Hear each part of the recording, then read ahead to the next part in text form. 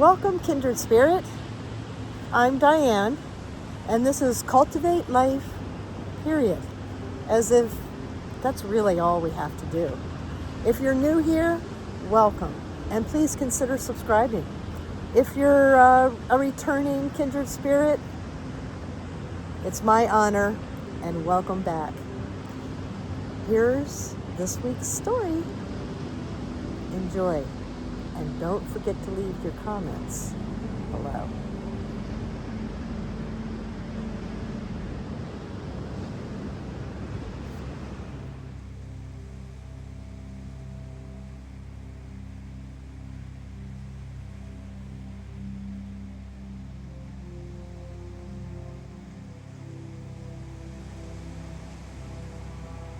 Until I hit puberty, I had free rein over the fields and woods surrounding our suburban neighborhood.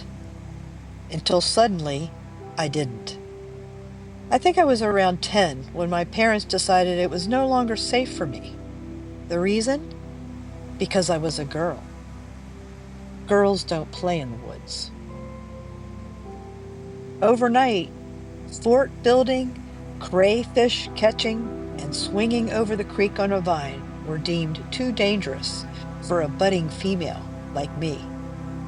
My father's ominous tone made it clear. Boys couldn't be trusted, and it had something to do with my age. But no such restrictions were placed on my younger brother, just 17 months behind me. And maybe, just maybe, that was the moment the seed was planted. That deep, nagging realization that boys get to do more. Of course, my best friend and I immediately broke the new rule. She didn't have the same restrictions, so I wasn't about to follow them either. It was my first conscious act of defiance. And underneath that rebellion was another realization. Most of the things I liked to do were considered boy activities. I was, and still am, a girly girl. Yet I was drawn to traditionally male interests, careers, and hobbies. And because those spaces were mostly male, my female friendships over the years were often limited to the girlfriends of my boyfriend's buddies. Fast forward into my 20s, working for my brother-in-law's final trim business. I was a tool belt wielding whirling dervish, installing closet shelving, shower doors, bathroom accessories, and doorknobs. Eventually, I shifted into an office job, something I had avoided for years because it felt like a girl job. A few years later, after our first child was born, my beloved started working as a installer for the same company. And sometime around that time, maybe my early 30s, that same brother-in-law made an offhand joke in a group setting. The way to get Diane to do anything is to tell her she can. I was furious. Inside, of course. Suppressing my anger was a superpower by then. I also knew it was true. And deeper still, I understood that no matter what I did, I would never be fully accepted as one of the boys. Around this time, 1998, I was invited into a new book club started by the leader of my daughter's Girl Scout troop. As I stand here in 2025, that same book club still exists. I'm less involved now because of my nomadic life, but it was a turning point. Because that's when I realized it's easier to be friends with women simply because they are women. I wanted then and now more.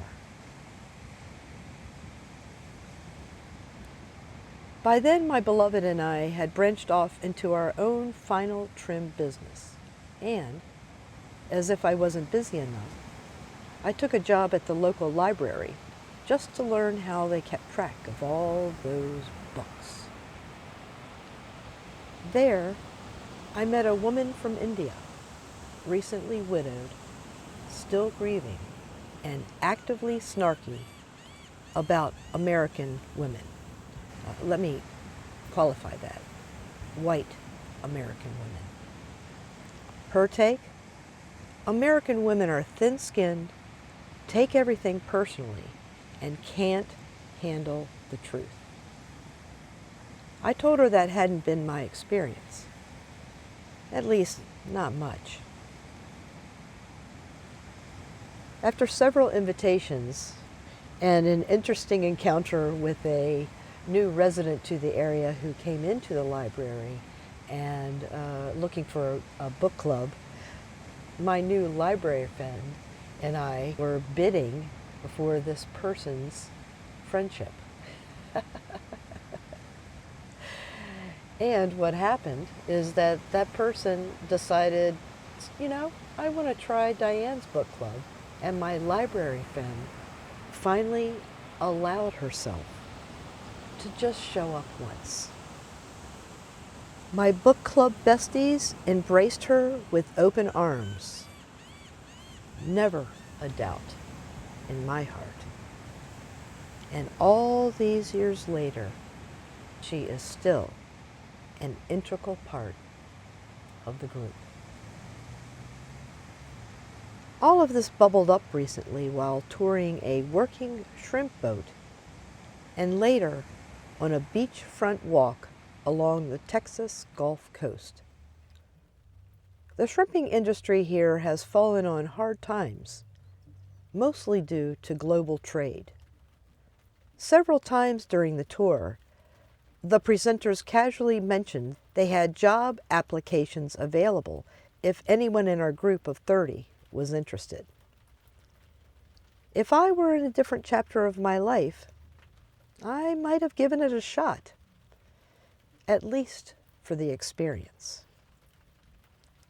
I hope you enjoy the following spontaneous snippets of conversations that I had while touring the shrimp boat, and also what happened after. Ask him some good questions, Diane. Okay. Do you really go out with them? Yes, I used to. Oh, used to. Yes, Did you? Something that I would want to do, but Now I'm not. I've had sleepless Okay. chapters in my life. But not an hour and a half rest a day to just keep on. I know I did. Like, I don't know, 3-4 years ago, a woman went out. Yeah. Yeah, I noticed that he said man. So of course I'm not. How'd I go with her out there? She did good. Yeah, like 2 trips, that's it. Yeah. Then And, she got, and it was because of what? Did she seem to enjoy it? no, she went back to the north. Okay. That's it. Okay. All right. It's a hard life. Anyway, I don't know. You never know what people. Hey, you can't find workers. There are women No. who love this type of stuff. It's just, are the men gonna like accept them? Do they accept them, or? That's a hard question to be outside for 50 days. Yeah. Yeah. I know. I mean, we all know that. Yeah. But that's why I'm, You? that's why I'm,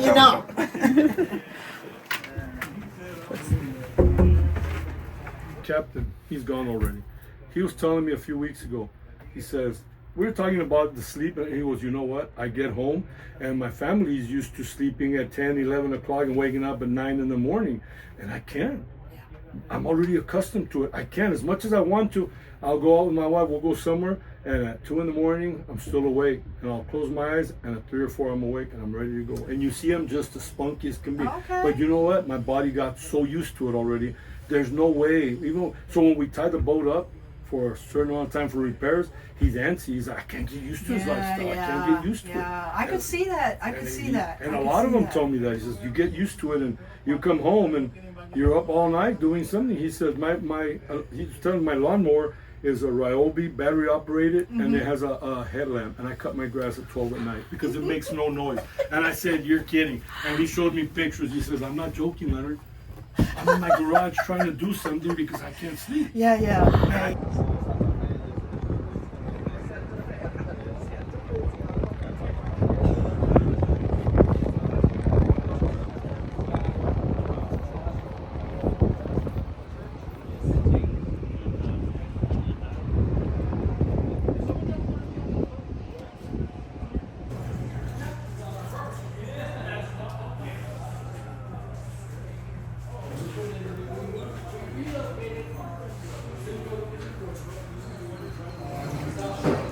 Okay, so here is our brown shrimp in its raw state, right there. Now mind you, this one here, because it's been sitting out, see how it's developed a little bit of the black spot on the shell and the tail there? Those are those cosmetic defects that Leonard talked about down there on the boat. Simply a cosmetic defect, but you know what? That is not quality. So that's one of the things on that processing plant as it's going across the conveyor belt. If they see it, they're going to pick it so it doesn't go into the box. All right. So you can only have a very small percentage of defects in a box. That, you know, no one's perfect, but try to get those out. Again, it's still a cosmetic defect. Once you take the shell off, you're not going to see the black on there. All right. So brown shrimp that we predominantly target here. Generally speaking, brown shrimp is more valuable than white shrimp, so that's why we're out there targeting something that's more valuable. But here's your white shrimp in the more shallower water. See the difference in the color there? This is kind of tannish. This is definitely white. Hold the veiner on the back end here, pointing up there. All right, so you guys see it in my left hand. This is not a left-handed veiner. It's going to work in your right hand. It's just well, I'm left-handed, okay? So, but I'm going to hold, to get the shrimp, I'm going to kind of cradle it, kind of extend it out to where it's, you know, more or less in the same contour as the tool. I don't want to hold it like this because guess what? You're going to fiddle with it, or you know. So I extend the shrimp out. The deveiner goes into the top of the shrimp, right underneath the shell. Everybody see the black tool in there? It's right underneath the shell at the top. All right. When they get it in there, or we're going to show. It's simply a slide. Let the width of the tool do the work. Some people will go like here and then want to pull it off. Don't pull it away. Slide it all the way down. I let my thumb catch the shell on top, and the meat is going to come out the bottom. And here we'll go again. That's pretty slick. Peeled and That is pretty slick. Now, here's a different way to do it, because we talked about the tail, right? You go to a restaurant, those tails are on, that last section that you talked about. Well, how do you do that? If you want to leave the tail on, be fancy for your friends when you're cooking it, same entry point on the tool. But on that last section, it's a little bit of a bend, and let it come out in front of that section. And again, pinch the back end. Don't pull from forward on the meat. It's the back end, because you got to push down. You don't want to pull, you got to push it down. And now we're peeled and deveined with the tail on. Okay? So what we're going to do here, ladies, we're here to practice with, all right? See how y'all do. Once we're done with the practice ones, I'm going to lay out 5 shrimp for each of you and have a little contest. Now, each of you for volunteering, I'm going to, at the end of this tour, when you go up to the store, I'm going to give you a deveiner, all right, just for volunteering. But the person who peels and deveins their shrimp the fastest, I'm also going to give a pound of shrimp to as well. It's a contest now. So, That's awesome. On your mark. not yet. This is just, no, go ahead. This is just the practice one. Go ahead. You get to Go ahead. practice with Let's those. practice. Practice. I may lay out a couple for you guys here. Make sure you do. Yeah.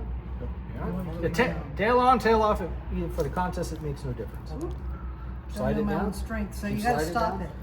You gotta stop it with You your thumb. want to slide it all the way down. Use your thumb to pinch the shell to the tool and pull Okay, it that all was out. the But that was good. That was good. I see a little running water. Where do I We put had it this here. stuff? It Just would come right right here out. on the table. Okay. Your mark. Get set. Go.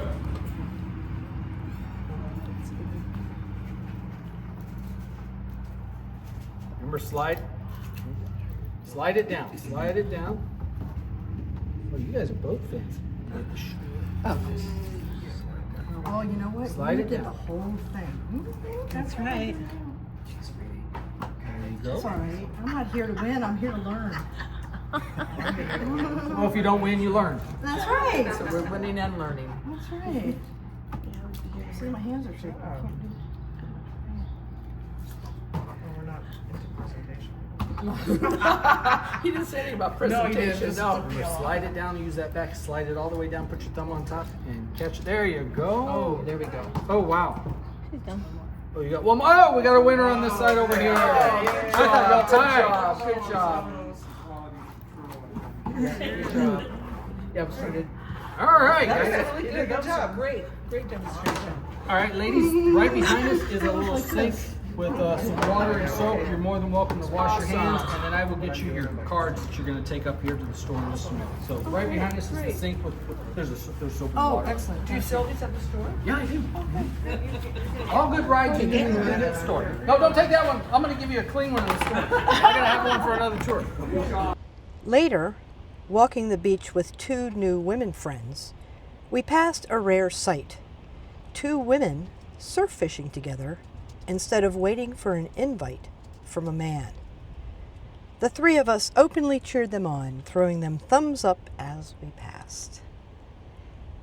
On our way back, they were taking a snack break and waved us over, offering chips and a giant container of fresh pico de gallo.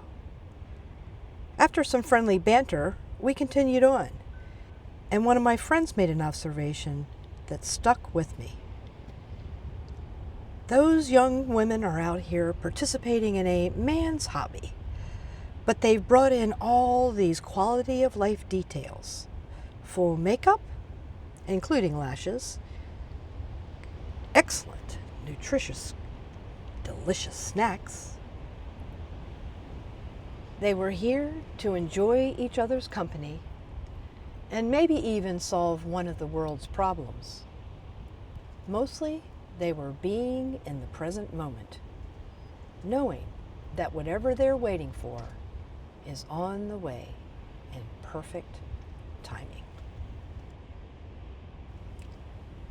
And now, Kindred Spirit, you have heard the way backstory, and you've heard the immediate backstory. And now it's time to sew all these connections together with the present moment and share with you the garden path that I'm on today. Women are raised to bring beauty and attention to the details of daily life while suppressing any urges that pull them out of that lane. Men, for millennia, have been raised to ignore all of that because they could. They were the rule makers.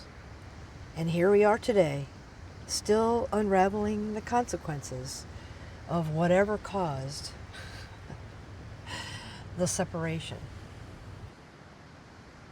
If our stories and our history is to be included in this, here's a thing. Women have pushed those boundaries since day one. And that masculine pushback from our feminine pushback, that masculine fear up against our feminine fear, that contrast has always been there too. Perhaps that's a way that we decide who we want to be in this world as a human, with the chance that we have of this physical body to create anything we want. And now there's something old, but also new, shaking the male worldview.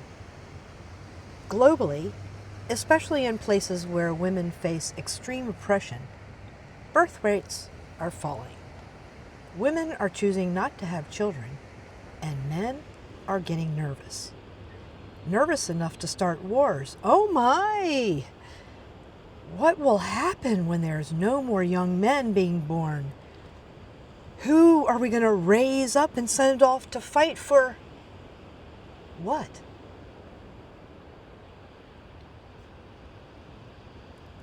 To kind of put a fine point on what I'm trying to make here, I'm going to borrow some lyrics from Janelle Monet. I'm gonna start a motherfucking pussy riot, or we're gonna have to put him on a pussy diet.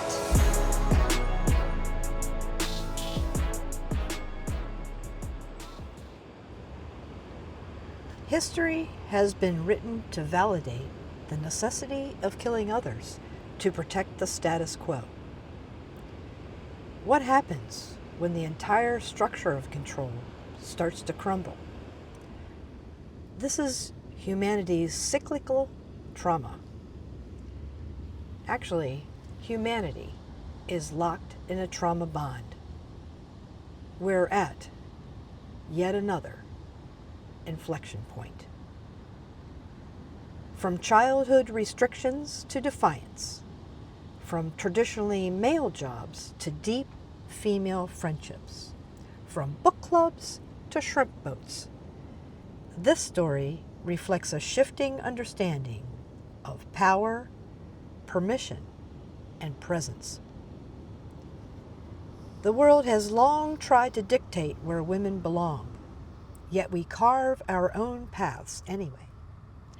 In the trenches, often under the radar, trained from birth that other females are competition in our ingrained and biological urges to find a mate with whom to procreate. All along, her story, mostly unwritten, shows that women have evolved through the practice of consciously and also unconsciously navigating wildly swinging degrees of bodily and emotional resilience, all without a real safety net. One male fear, as I say it, isn't woman taking over. Or at least, if it is, oh my. I don't know one woman, actually, I don't think I've ever met a woman who wouldn't appreciate someone offering to take something off her plate. No, I'm pretty sure, and I think if we all look deeply, we all know, it's the loss of control over a narrative that has long favored the masculine gender. To say it another way, my experience has been that women aren't seeking domination, just participation. A long-time inquiry of mine is this: what has been infused so deeply in males that it's too scary to collaboratively figure out how to lead our fellow humans up the scale towards authentic enjoyment of the days we get to be alive on this planet? Yeah, it's still a bit clunky, but I think I'm getting close to the words that best describe for me the essence of that inquiry for now. And if this resonates with you, that begs the next question. What is there to do? To the rule makers, here's something most women have experienced. Unless a man chooses to hear it, a woman's words aren't listened to until he hears the exact same thing from another man. Maybe it's time to stop fearing change, my male kindred spirit. Speak up in male spaces when the conversation turns to locker room talk. And more importantly, become the observer of your intentions. Become the observer of the words that bubble up in your conversations. That's all. If you've been here for a while, you know, I know, you're up to it. Let us hear how it goes in the comments. To the women pushing boundaries, keep going. Whether it's fishing, building, homemaking, activism. Exist on your own terms. Share your story. Your presence, your vibration absolutely contributes to the greater good of humanity. If you don't know what your terms are, cultivate women friends. Women will always have your back. Women will endlessly role model the possibilities for you. I promise. And with that, I'm complete. Oh, actually, one more thing. If this story resonates with you and also you think you have a kindred spirit friend that it could uplift, please share it with them. We're all about spreading the good stuff around. Thank you. And thanks for hanging out with me today. Until the next time, keep questioning, keep exploring, and keep showing up as the human you want to be. See you down the path.